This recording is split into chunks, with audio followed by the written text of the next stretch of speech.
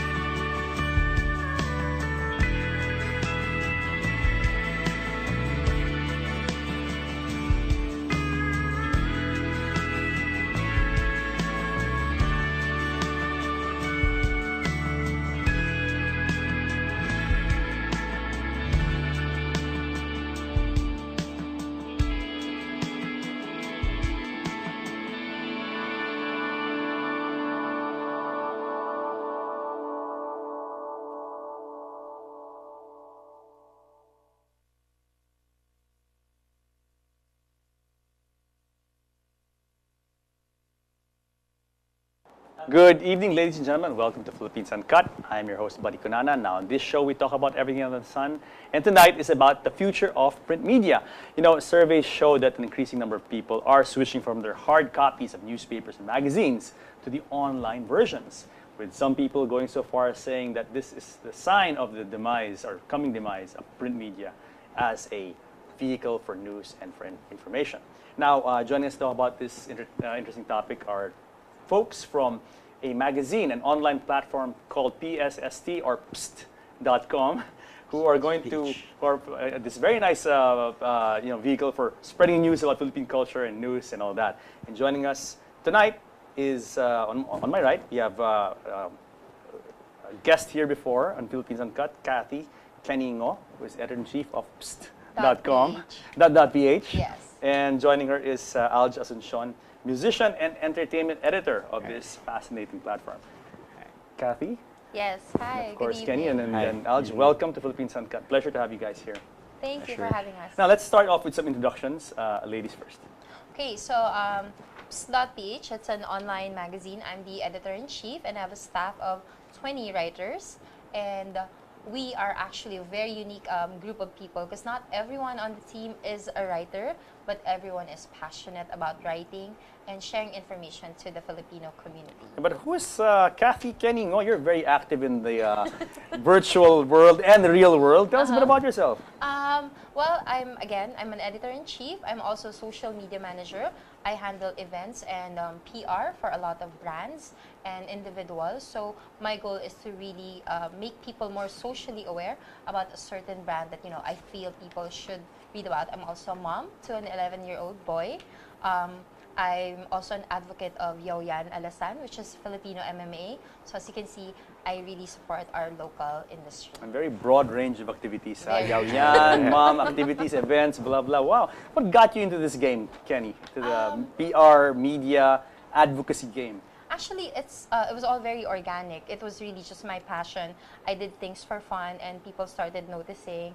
And then they started asking if I can handle their products or do their business. And initially, I actually declined because I said, I just, really do this for fun. I don't know if I'm qualified, but I jumped into this world 3 years ago, and it's been a very, very fun ride. Lots of highs and lows, but it's always worth it because I feel like in my own small way, I help out people. Absolutely. When I first met you, you were a blogger. You had a blog, and now imagine that you're editor-in-chief of this. It's become so much bigger than a blog. I mean, online magazine. Bravo, Kenny. Bravo. Thank you. Okay, Alj, your turn. It says here you're a musician and entertainment editor. Now, tell me how those two worlds come together with you. Actually, I'm very thankful for PSSC.ph because it became my creative outlet during the day. Because as a musician, most gigs happen at night. So I actually have a band. I have two bands. I have an acoustic band with my friends and then a rock band with my brothers. Wow. So we normally do gigs for events and for coffee shops nearby. And then I decided that writing has been my passion for the longest time. Like back in high school, I remember I've been writing stories about any topic basically. And I also did a lot of contribution to our local what's this? Local magazine inside the school. Yeah. So that's where it all started. And then I realized, hey, what if I talk about something and I write about something that I know something about really? Because I'm actually a medical student by yeah, I used to be a medical student. I wouldn't say by profession because I never really did that. No, but so in writing, I put something like what are the normal things that I learn while being a musician. And it's something, it's my creative outlet to share also to the world, like how it can change. So in your downtime from being a musician, you do other creative work. Yes. In this case, writing for an online magazine. Yes. Sounds like you have a very eclectic bunch of people, huh? Very actually. Look at this guy. Yeah, and musician, he med creates the student, best rock playlist. artist. Look at He that. creates the best playlist for movies and music, and it's one of our most viral posts on the site because people can relate. I think that's a good part because he really loves music and movies and the industry. So when he writes, people feel Absolutely. the sincerity. I mean, for you to write about something, you've got to be a certain topic. You know? Yeah. It could be a birds, it could be anything, Yes. music. You've got to be passionate about it, right? That's true. It's the same with my team. That's why on my team, like what I said, it's not all writers. But for health, I have a doctor. My food editor is a chef. I have a full-time housewife who, when I recruited her, they said that she didn't know if she could write.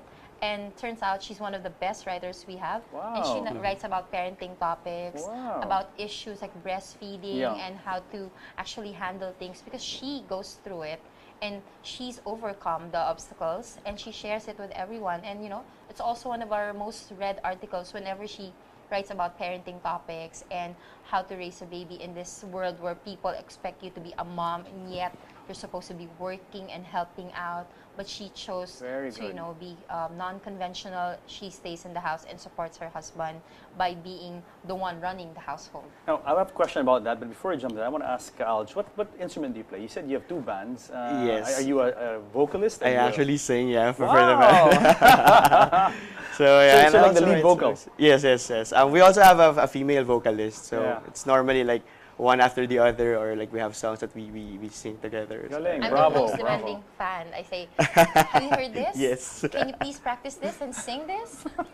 What's the name of your band? I mean, what are the names of your band? Names of Okay, your band. my acoustic band is called Pajama because it actually it's spelled as PJMA because the band members are PJ, M for Mel, and A for Alj. You guys like this so- whole acronym thing. Huh? Yes. Pajama, PSST. But it was yeah, I guess no, I think that's a trend now. I don't know. Very catchy. And then the other one, Sour Tape. Well, originally it was Sour Tape, but now it's called A Plus because it's a band with my brothers, and we're all Als. Our names start with letter A, so we just decided to use that A Plus. So A Plus, whoever joins us. Well, I'd love to have you on the show on another episode to talk about your band naman. Maybe you Oh, guys yes. perform here. Huh? Yeah, that have you would be had some awesome. musicians? That would be awesome. Okay, let's go back to pst.ph or PSST. Now, interesting, people are hearing this and they say, why is there a magazine called Pst? I mean, as a Filipino, I have several guests already, but I Yeah. want to come from you. So, pst.ph, it started actually in Hong Kong.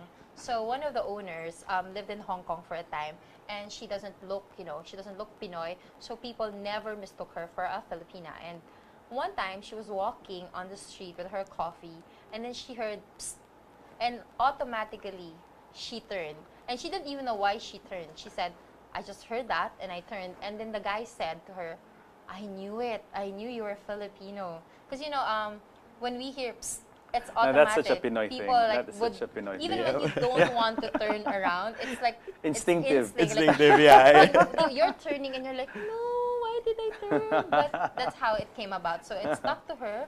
And when they tried to come up with the name for the magazine, they decided what could be more Filipino than psst.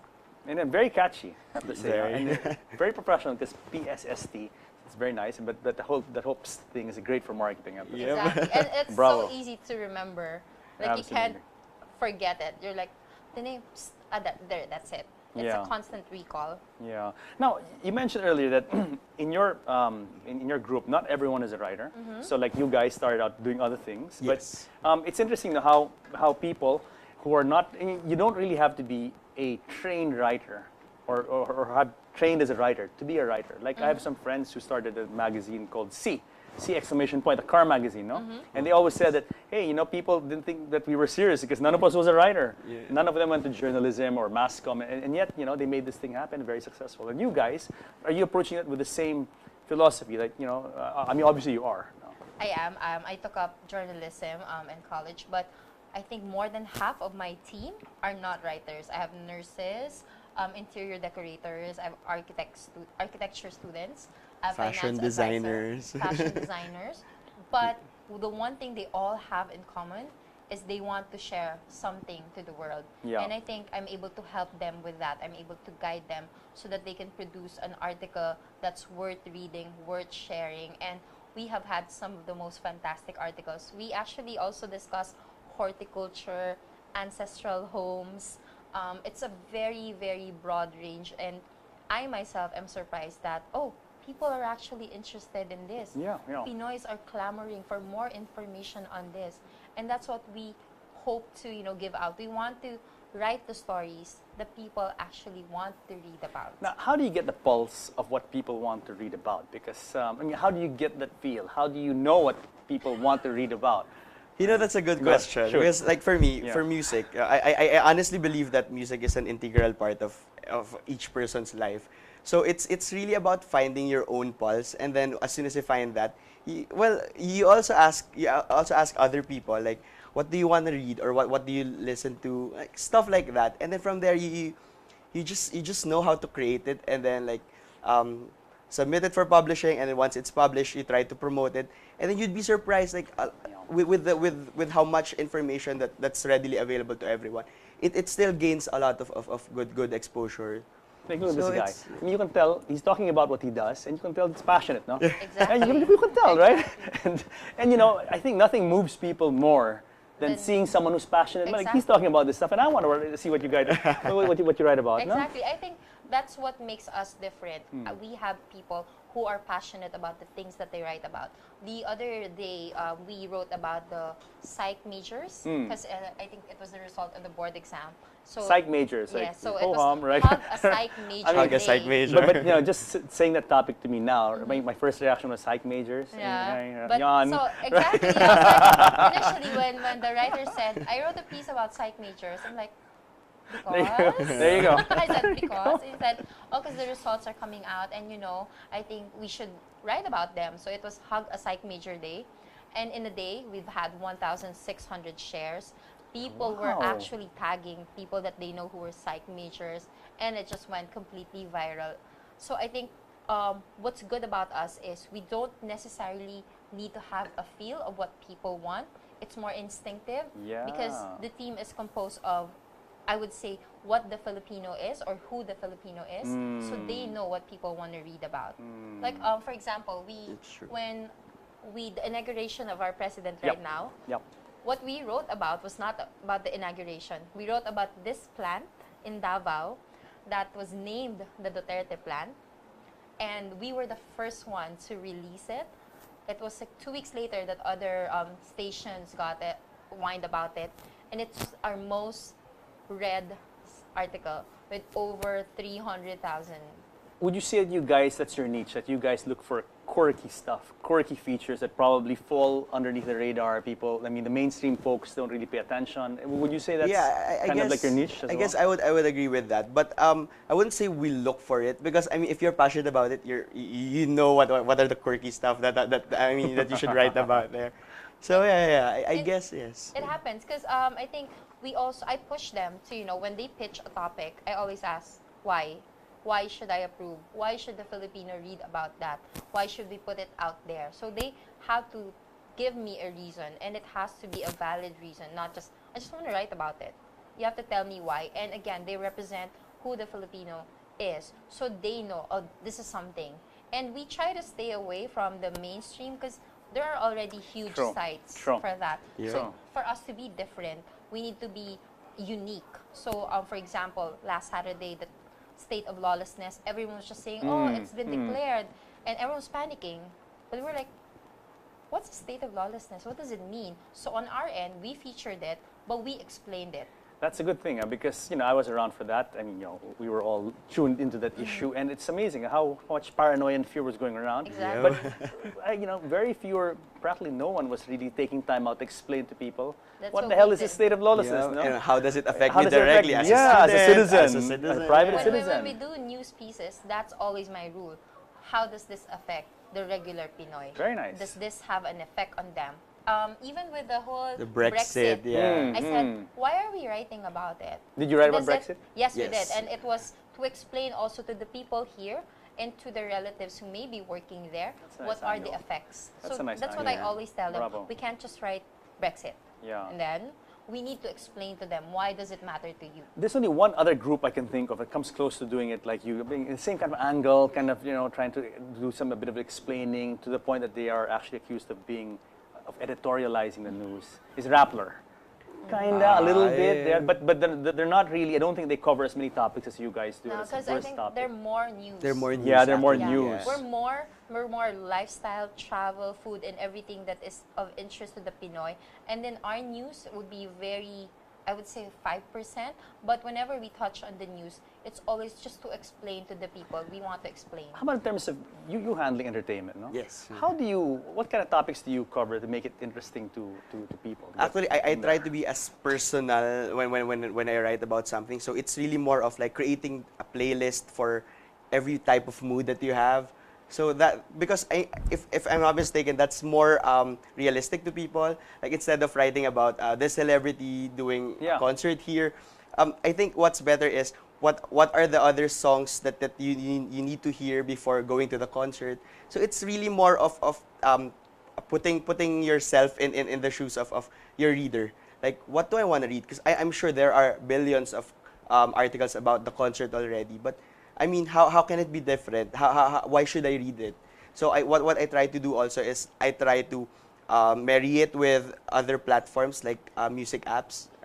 So it's like a aside from combined reading, experience. Yes, yes. It's not just about reading, but you also get this whole multimedia Yes, thing yes. going. And I think, how people, when they read a good book or see a good movie or listen to a good song, they always ask, are there other songs like this? That's where he comes in. He Yep. tells you, you It's like like this?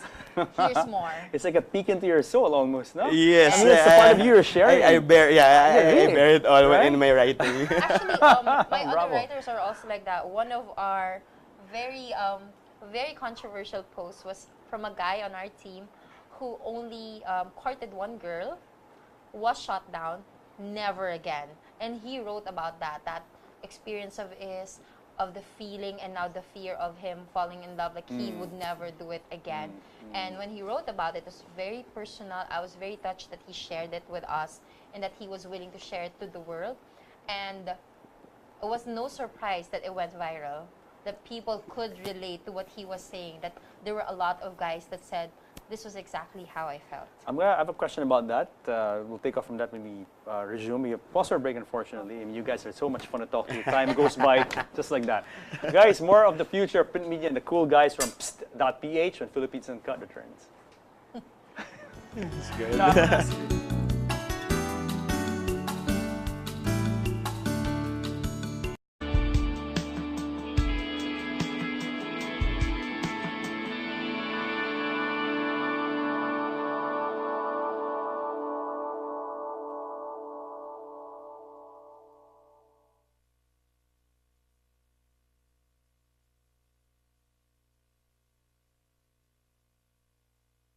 Good evening, ladies and gentlemen. Welcome to Philippines Uncut. I'm your host, Buddy Kunana. Now, on this show, we talk about everything under the sun. And tonight is about the future of print media. Surveys show that an increasing number of people are switching from their hard copies of newspapers and magazines to the online versions, with some people going so far as saying, This program is rated PG. It contains themes and scenes which may not be suitable for very young audiences. Parental guidance is advised. Be advised that the views and opinions of the hosts and guests do not reflect those of the station.